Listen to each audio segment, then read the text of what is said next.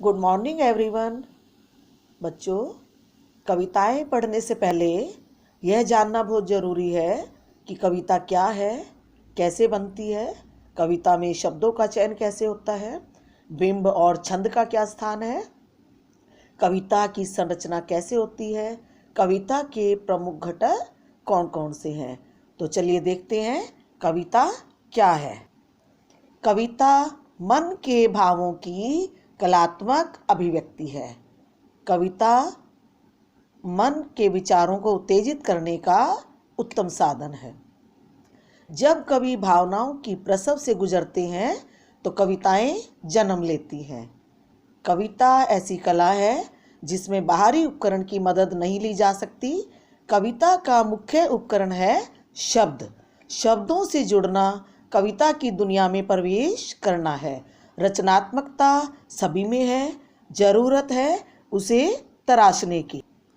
कविता में शब्दों का चयन, बिंब व छंद, इनका क्या स्थान है। कविता में शब्दों के पर्याय नहीं होते। शब्दों को इधर उधर रखने से कविता का भाव ही बदल जाता है। जैसे कविता है धूमिल की, चोट जब पेशे पर पड़ती है। अब इसी पंक्ति को दूसरे ढंग से लिखें, पड़ती है पेशे पर चोट जब। तो देखिए दोनों पंक्तियों का अर्थ बदल जाता है। पहली पंक्ति में अर्थ व्यक्तिगत है कि जब किसी के पेशे पर, किसी के रोजगार पर जो है चोट पड़ती है, लेकिन दूसरी पंक्ति में शब्दों को इधर उधर रखने से इसका अर्थ सामूहिक हो जाता है, व्यक्तिगत नहीं।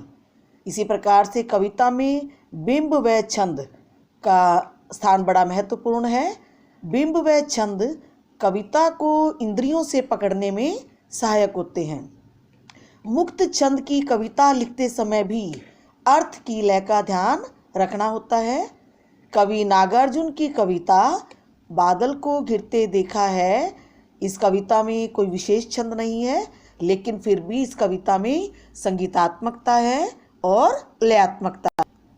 अब देखते हैं कविता की संरचना में किन किन बातों का विशेष ध्यान रखने की जरूरत है। कविता की संरचना में शब्द, भाषा, बिंब, छंद, शब्द विन्यास, संकेत, जिन्हें हम विराम चिन्ह कहते हैं, वह समय विशेष का अपना महत्व है। कवि की व्यक्तिगत सोच, दुनिया को देखने का उसका नजरिया कविता की संरचना में महत्वपूर्ण है। कवि की इस सोच में सामाजिक सोच मिली होती है, जैसे हवा में सुगंध। तो बच्चों, आज का होमवर्क है अपनी पाठ्य पुस्तक की पहली कविता का पठन, अर्थात सेल्फ रीडिंग। Thank you.